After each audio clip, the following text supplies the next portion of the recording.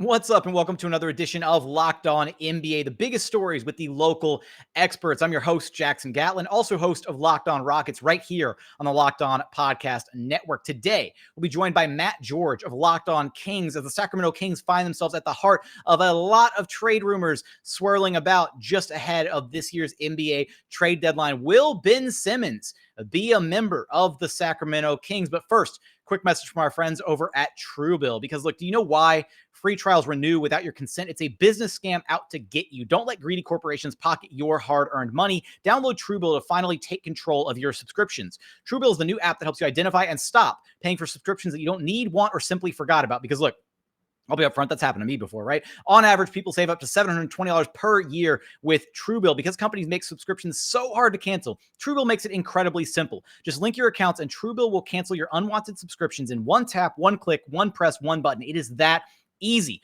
Don't fall for any more subscription scams. Start canceling today at truebill.com/lockedonnba. Go right now. That's truebill.com/lockedonnba. It could save you thousands a year. That's truebill.com/lockedonnba.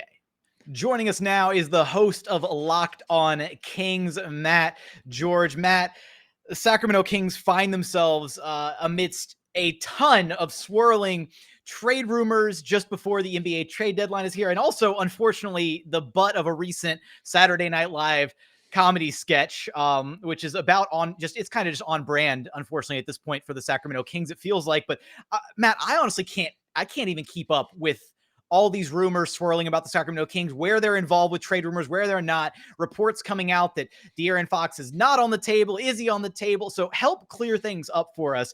We're going to start off. Who is on the table for this Kings team and who is clearly like an untouchable, if any, for the Sacramento Kings? Well, first off, Jackson, that SNL skit was the most national attention the Sacramento Kings have had in quite some time. So honestly, it was a victory for the Kings, even if they were dragged the entire time. But no, it was I mean, in reality, it might not be that way after the trade deadline is over. The Kings might end up being the team at the trade deadline just with the amount of smoke that is swirling around this team now. Since Monty McNair took over as general manager here in Sacramento, of course, formerly working with the Houston Rockets under Daryl Morey, he has said from day one that he wants to keep this team flexible so that he could make a big move when one becomes available. He's very much in the school of thought of, even in Sacramento, I can attract talent here. I want to make sure I put myself in a position for the Kings to be major players in big trades coming up, which was always a positive thing and still is a positive thing in a lot of ways, because that's exactly what this Kings team needs at this point if they want to make any kind of major move. Basically, Jackson, like the Kings are teetering on the line that is desperation at this point, and they're extremely close to, even if they do make a major move at the deadline, like we've heard so much swirling around the possibility of the Kings going out and getting Ben Simmons, which they're extremely interested in, Domantas Sabonis, which we understand to be, according to Sam Amick, basically their plan B if plan A of Ben Simmons doesn't work out. The Kings might be in a position before those trades actually go down, before February 10th, of falling so far out of it that those moves don't make a difference. Now, thankfully, I guess, the Western Conference is so bad this year that the Kings, even with how terrible that they've been, and make no mistake about it, they've been terrible, even if they're not down there with OKC and Houston, they've been really, really bad, very much a disappointment. They could completely fall out of it. And even if they're still in the mix for the play-in, this team doesn't look like they belong anywhere close to the playoffs. And I don't know if Ben Simmons or Domantas Sabonis, especially for the price tag, gets them anywhere closer to that. So I would say the smoke is very real covering this team. There's going to be more smoke before the end. I would expect the Kings to look very different on February 11th. They have to, or not only are their playoff dreams going to go up in smoke, their hopes of getting a halfway decent crowd in the Golden One Center again this season go up in smoke with it.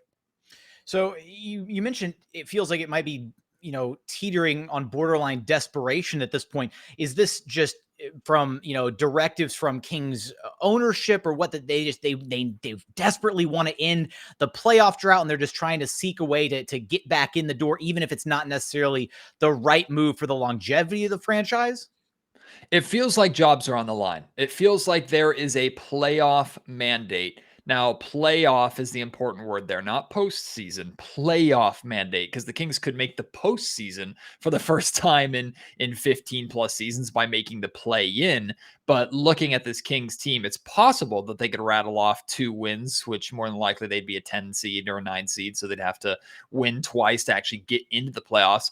They can do that. But would you put money on that at this point, looking at this Kings team? Absolutely not. So there seems to be a playoff mandate here in Sacramento, and I wouldn't be surprised if Monte McNair's job is on the line, which I think is absurd for someone who has really only had one full offseason as a general manager, and he's working for an ownership group that we know has plenty of problems in itself. If McNair and the Kings don't make the playoffs and McNair and this front office is fired, believe me, nobody here in Sacramento is going, okay, reset. This time we'll get it right. The problem is gone. The problem is still very much here in ownership that has really been a disaster for the 8 years that, or 8 seasons that this ownership group has been in control, taking over from the Maloofs. The majority of these years that the Kings have been in this playoff drought now belong to this current ownership group, not the former ownership group. So we can't play that blame card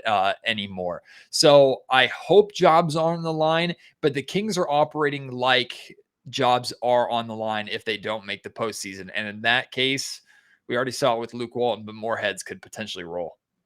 With some of those conflicting reports, I think the Kings find themselves right at this almost like a fork in the road between do they commit and continue to want to build around De'Aaron Fox and Tyrese Haliburton and what is really a potentially exciting backcourt of the future for this Kings organization, or do they go chips all in on the table on a guy like Ben Simmons or a guy like Sabonis and bring one of those in? Is it possible in your eyes, Matt, for them to get one of those guys without having to put Fox and Haliburton, on the table as a trade asset? It's a pipe dream that I and other Kings fans are still holding on to, but I would say no. I mean, in order to get talent, you have to give away talent. And as much as I think Daryl Morey has been absurd with his asking price for Ben Simmons, he knows what he's doing. And the reason why he holds for as long as he did is because, and is because he knows that over the course of the season, things change. The Kings go from at the beginning of the season saying, absolutely not, you're not getting De'Aaron Fox or Tyrese Haliburton, to, hey, now maybe we'll consider it because circumstances have changed. Fox isn't playing as good as the Kings were hoping. The Kings overall are more of a disappointment. And that might not just be for Sacramento. That could be for Portland. Now, maybe they're suddenly willing to include Damian Lillard, which I don't think is the case, but who knows? Like, things can change. The Indiana Pacers suddenly make Domantas Sabonis available. Like, things change all the time. I always say there's a player at the trade deadline that always becomes available that at the beginning of the season, we would have laughed at the possibility of that player becoming available. It happens almost every single season. That's what Daryl Morey was holding out for. And it seems like, for the most part, it's working for him. Now, there is still a very good chance that Ben Simmons could stay put and the Sixers could have this talent wasted on their bench when they have championship aspirations there. So, of course, it's a gamble. But I do believe, Jackson, that the Kings still see high value in building around Fox and Haliburton. The question is, timeline wise, and like we talked about with desperation, can this current front office get away with waiting for the two of them to work together? I still think it could be effective as long as you surround them properly. But at this point in time, I don't know what minor moves that you could make using Harrison Barnes and Buddy Hield and Marvin Bagley to get players of substance that immediately make this team better. If the Kings want the big splash immediate upgrade that they're looking for, they have to trade one of De'Aaron Fox or Tyrese Haliburton, which is why I think they're shopping Fox so heavily, because in my mind, if the Kings have to pick between the two of Fox and Haliburton, they're picking Tyrese.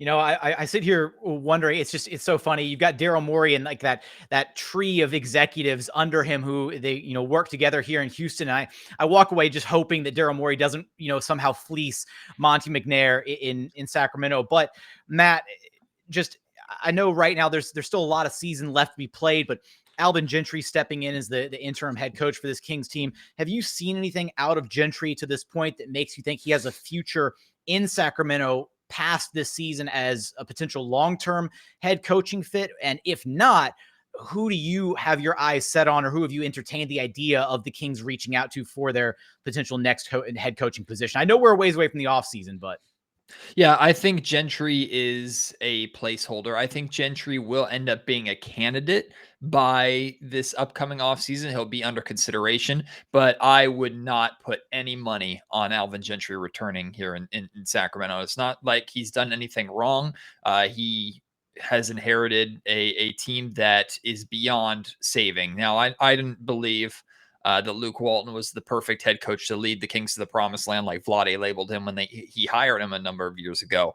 But I did not believe that Luke Walton was the problem with this Kings team, and that's been pretty clear. This core is now on their third coach in Gentry. When I say core, I mean mainly De'Aaron Fox and Buddy Hield and it's kind of Harrison Barnes and Marvin Bagley and Rashawn Holmes. Like, this group is now on their third head coach.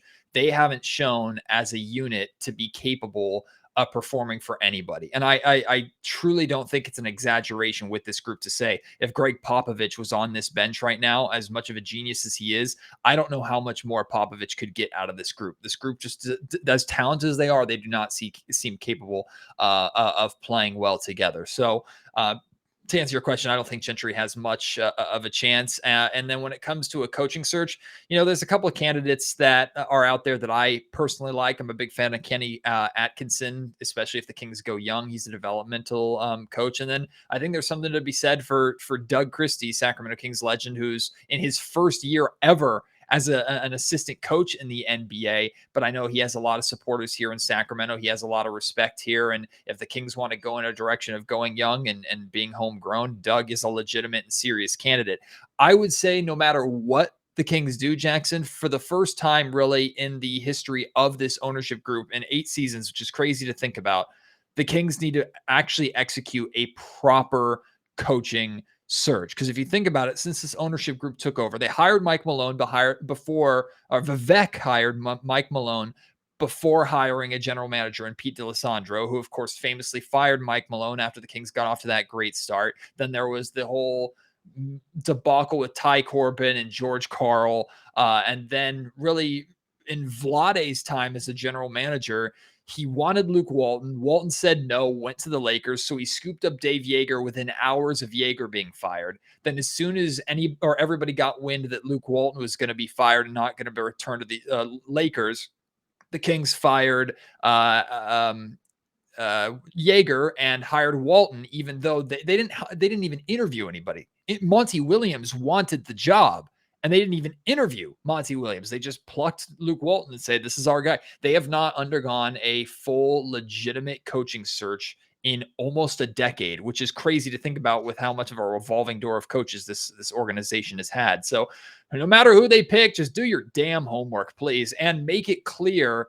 If Monty McNair's hiring that guy, make sure Monty is sticking around long term. Don't have another general manager hire another coach only for the general manager's head to be chopped off, and then we'll do this whole circus over again. A lot of different things to pay attention to with the Sacramento Kings. Could they be the next home for Ben Simmons? You're going to keep us posted for all of that and more, everything Sacramento Kings over at Locked On Kings. Matt, thanks for stopping by Locked On NBA with me. Thank you so much, Jackson. It's a pleasure as always. We'll talk again soon, hopefully about better stuff, but probably not.